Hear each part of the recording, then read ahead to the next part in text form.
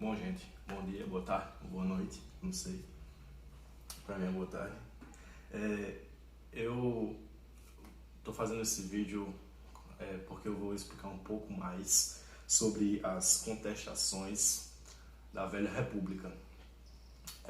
Bom, pra gente ter uma ideia do que era essa Velha República, bom, a Velha República, também conhecida como Primeira República, nada mais é do que aquele período em que o Brasil deixa de ser império e vira a república de fato, aqueles primeiros anos, certo?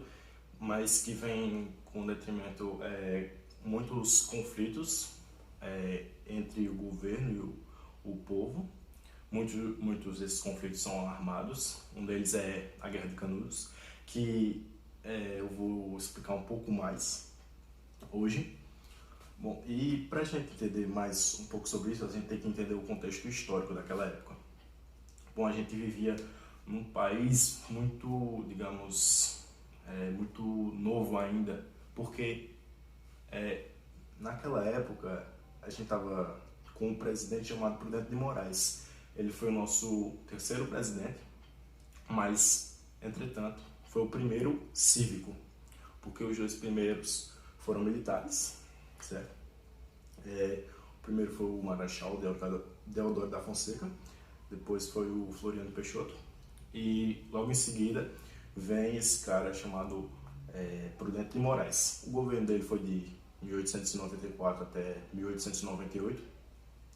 Os principais pontos dele foi, desmilitarizar o governo, porque naquela época o Brasil tornou-se república, mas em meio a justamente a grande maioria militares. Naquela época, o Marechal e o Floriano tinha muito militar no poder. E o pensamento dele foi desmilitarizar isso e colocar civis no poder. Foi um governo de transição, isso é fato. Ele tenta, quase todo o seu período, tentar trocar, né, militar por civil, o poder. Ele entrega já o seu governo com essa missão cumprida.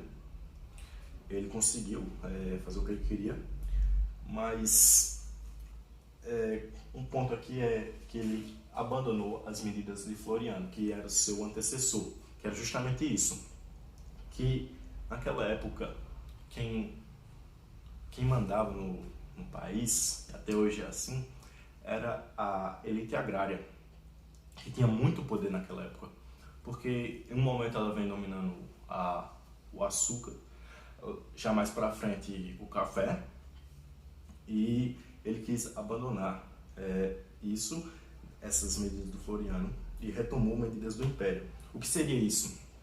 Seria justamente por essa elite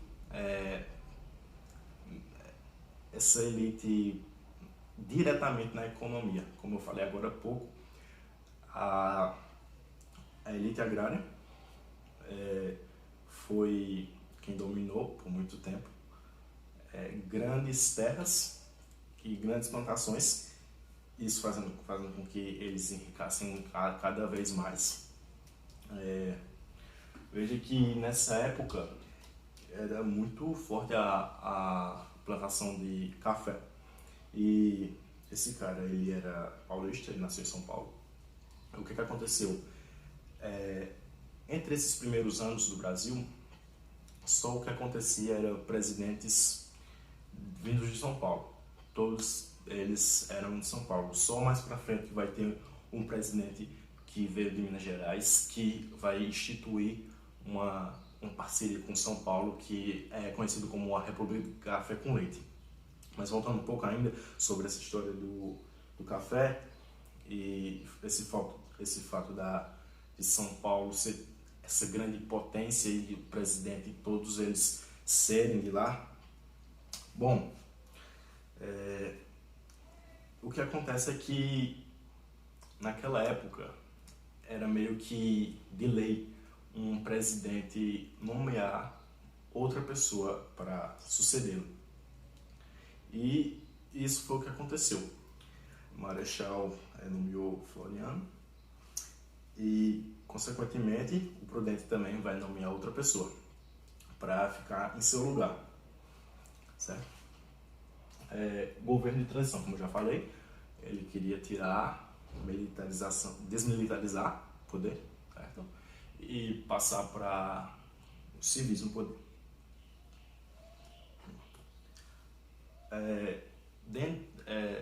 Como eu falei que eu ia aprofundar mais sobre a Guerra de Canudos, que aconteceu justamente nesse governo aqui, de Prudente de Moraes. Sim, uma coisa que eu esqueci de mencionar é que ao final do seu mandato, o que aconteceu? Houve muita revolta e muita incitação popular, a galera estava revoltada mesmo. O que aconteceu? Ele sofreu um atentado, e é muito comum isso acontecer em presidência do Brasil, que após esse atentado houve uma vitimização. Ele, por exemplo, sei lá, comete suicídio, uma facada, aí a elite vai e vitimiza o cara, tá ligado? Justamente para, digamos, ele sair como bonzinho. É como se ele tivesse uma anistia, nada que ele fez. A galera esqueceu, porque como ele manda o exército ir para Canudos, né, entre esse contexto de Canudos e exército, um dos generais do exército tenta ferir ele. Quando o outro intervém e tal, ele consegue escapar, ele não morre. Mas após isso, esse ataque, ele foi vitimizado, certo? Aí, como eu falei, aprofundando mais sobre a questão de Canudos e a guerra que ocorreu lá, vem um grande nome que a gente precisa lembrar, que é o Antônio Conselheiro. Aqui está um desenho dele. Oficialmente há apenas uma foto dele, porque naquela época era a época em que a fotografia ainda estava engatinhando, estava começando a se propagar naquela época e nem todo mundo conseguia tirar fotografia. Então tá aqui um desenho dele. Ele vem aqui com esse papel de líder messiânico. O que é isso? É justamente isso. A galera no interior do Ceará, no interior da Bahia, a galera tava com muita precariedade, a galera realmente tava passando fome, em situações insalubres, e ele vem justamente como esse Messias mesmo. O nome dele era Antônio Vicente Mendes Maciel, mas ele se autodenominou Antônio Conselheiro porque ele costumava dar conselho aos outros. Esse cara, durante a vida dele, ele não teve muito sucesso. Ele tentou ser professor, mas infelizmente não deu certo. A mulher dele traiu ele com um cara com um militar, e ele passou a peregrinar por mais ou menos 25 anos. E durante essa época, mais ou menos aqui em 1893, ele já tinha mais ou menos entre 5 a 10 mil adeptos, pessoas que simpatizavam com ele e começavam a seguir ele. O que foi esse Arraial do Belo Monte, ou de Monte Belo, como que ele chama? Foi justamente quando ele estabilizou um lugar na fazenda de Canudos, uma fazenda abandonada, e ele decidiu ficar lá com as pessoas que seguiam ele. O que ele planejou? Bom, ele pensou em fazer, digamos que, uma sociedade utópica, onde eles não pagavam impostos, eles viviam meio que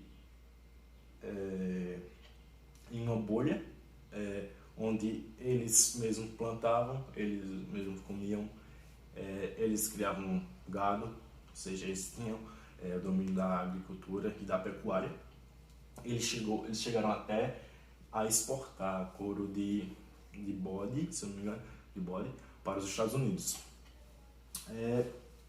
E o que aconteceu determinado a isso? O crescimento de Canudos, ele alarmou três grandes instituições.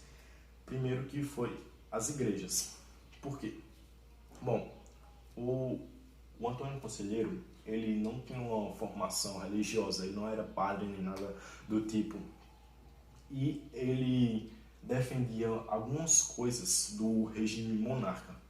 Uma delas é que, como o Brasil tinha acabado de passar para a República, o que acontecia?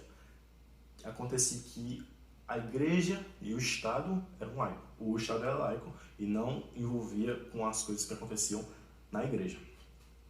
Ou seja, a partir daí começou a haver o casamento religioso e o casamento cívico. Ele não defendia isso. Ele defendia que a igreja e o Estado tinham que andar juntos e que só podia haver um casamento, que era o casamento da igreja. E como eles estavam meio que nessa bolha em Canudos, eles só na sociedade deles, eles não estavam produzindo nenhum lucro para a Igreja Católica da época, que ficou alarmada com essa situação. A segunda coisa que alarmou eles foram os fazendeiros. Por quê? Porque naquela época a gente tinha acabado de sair da escravidão. E o que acontecia? Como a escravidão foi abolida, mas não existia nenhuma outra lei que garantisse o escravo a emprego, a nada. Ele só foi solto e saiu aí, sem ter lugar, sem ter emprego. Ou seja, Canudos foi meio que uma forma de abrigo para esses povos, esses escravos libertados, recém-libertados, que estavam saindo das fazendas, e os grandes fazendeiros estavam começando a sentir falta de funcionários. Esse é o segundo ponto que bate o governo. E a terceira é as autoridades estaduais. Agora, o que acontecia? Como estava crescendo muito aquele lugar, chegando no final com aproximadamente 25 mil pessoas naquela região, o governo quis se aproveitar dessa situação para cobrar impostos. E esse cara, ele chegou até quando vinham os impostos, ele chegou até a rasgar os impostos e dizer que não ia pagar. Então, isso foi que motivou o governo a ficar mais atento em relação a isso. E 5 de outubro de 1897, acabar-se a Guerra Sertaneja. Isso já é no final, certo? Mas antes disso, em 1896 é onde começa. Começa em 1896, termina em 1897. Bom, naquela época, como eu já falei, existiam muitos contrastes sociais de extrema pobreza. Ainda bem que hoje o nosso país não tem mais isso, né? Não tem mais contraste social. O sertão baiano, ou seja, sertão é o que não está não é a capital, não é o litoral, nem nada disso, está dentro mesmo, é o interior baiano. Todos esses cenários se passam lá. E vem também um nome que daqui a pouco eu vou falar mais sobre ele, que é o Euclides da Cunha, com a publicação do livro Os Sertões, que sai um pouco do contexto histórico e para o contexto literário. Esse daqui foi o que marca o pré-modernismo no Brasil, de um contexto literário. De um contexto histórico, foi nada mais do que ele relatou, ele foi uma testemunha ocular do que aconteceu em Canudos. E ele relatou isso em seu livro, por isso que é de grande importância esse livro em relação a todo esse contexto. O que acontecia também? A Grande Seca, que durou entre 1877 a 1879, devido ao fenômeno El Niño, ficou muito tempo aqui sem chover, e por causa disso a galera estava perdendo plantação, estava perdendo o pasto e a galera estava perdendo tudo que tinha e estava meio que precisando realmente de um líder. E daí é onde surge essa figura, o Antônio Conselheiro. E o que acontece? Eles construíram Canudos, certo?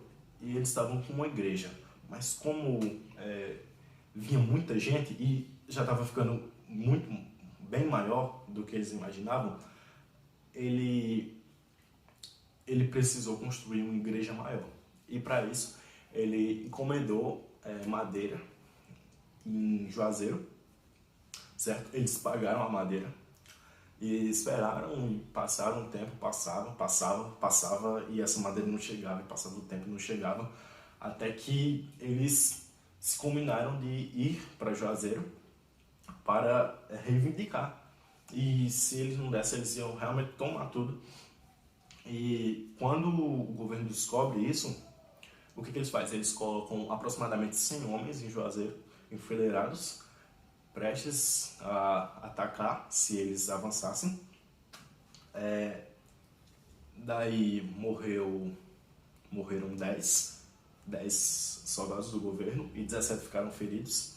E isso foi meio que o estopim para a guerra acontecer. Porque, veja bem, sertão baiano, interior lá, grande seca devido ao El Niño, a galera não tinha vegetação, não tinha gado, extrema pobreza, situações insalubres, a galera estava revoltada.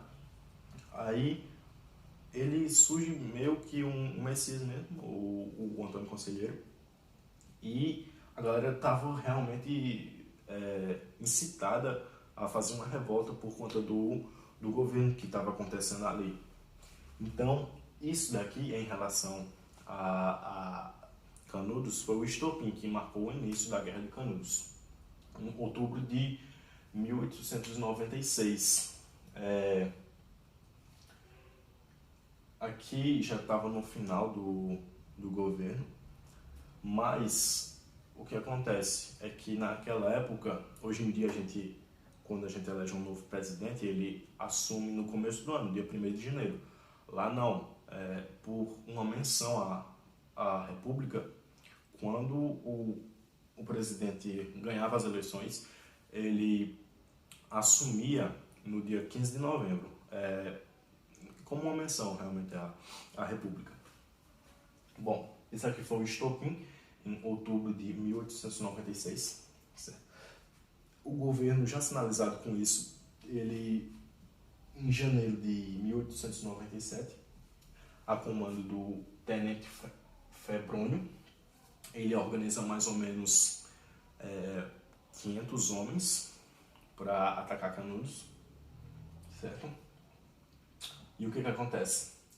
Quando os caras chegam lá em Canudos, que vê aquela multidão organizada, muitos deles morreram, é claro, muitos soldados, mas grande parte desses soldados fogem, abandonam o local, que viu que não tinha chance. 500 não era um número suficiente para bater Canudos. E o que acontecia? Quando eles fugiram, muitos deles deixaram as suas armas lá. E nesse contexto foi que Canudos conseguiu ter a posse de um armamento realmente de guerra. Porque até então, em outubro de 1896, eles não tinham armamento de guerra. Muitos deles iam com foices, machados, ferramentas do uso cotidiano. Não, porque eles não tinham como ter acesso a essas armas. E foi aqui que eles têm acesso às armas, em janeiro de 1897. Em março, o Euclides da Cunha já tá enfurecido com toda essa situação que está ocorrendo no Brasil. Ele manda o coronel Moreira César ir lá.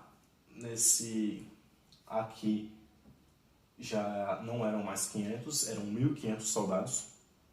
E ele tem, se não me engano, ele ou é o Febrônio, mas se eu não me engano é ele mesmo, que ele tem uma frase famosa, que ele diz, porque eles vieram do Rio, a capital nessa época era o Rio, no Brasil, eles pegaram um barco e tal, vieram, chegaram em Salvador com um armamento de guerra e empurraram esse armamento de Salvador até o interior da Bahia, só para bater Canudos.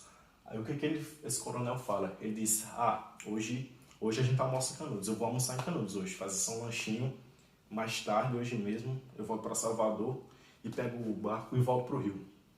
Mas isso não aconteceu. O que aconteceu lá? É que não foi suficiente também 1.500 homens para bater Canudo. E esse coronel acaba sendo atingido e morrendo na batalha. Aí o Euclides da Cunha já está muito enfurecido. E o que ele faz? Não deu certo essa investida, não deu certo essa, daí que surge a quarta expedição. Em junho de 1897, o presidente chama o ministro da guerra, vai com um exército lá, o Carlos Bittencourt. Ele chama o exército e consegue reunir aproximadamente 5.000 homens para lutar contra Canudos. E foi aí que aparece o Euclides da Cunha, que é um jornalista do Rio. Ele é mandado a Canudos para relatar o que estava acontecendo lá. Ele era mandado do governo, obviamente ele tenderia a puxar mais para o governo, mas quando ele chega lá, ele se depara com uma situação totalmente diferente do que ele pensava. Porque para que o povo engolisse toda essa situação de Canudos, o governo teve que ludibriar um pouco as pessoas, dizendo que eles queriam a volta da monarquia, eles não pagavam impostos e tal, para conseguir que a população se mobilizasse aí. Mas quando o Euclides da Cunha chega lá, ele vê que o cenário não é bem assim, é totalmente diferente. São trabalhadores que só querem viver em paz no seu lugar, na sua terra, sendo massacrados pelo exército. E um pouco mais à frente aqui tem um trecho da obra de Euclides da Cunha, Os Sertões, que ele diz o seguinte: Canudos não se rendeu, um exemplo único em toda a história, resistiu até o esgotamento completo, expugnado palmo a palmo, na precisão integral do termo. Caiu no dia 5 ao entardecer.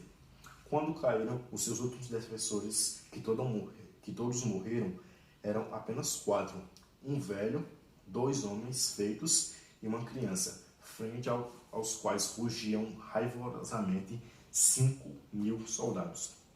Essa é a interpretação dele em relação ao que acontecera lá. Ele relata isso em sua obra. E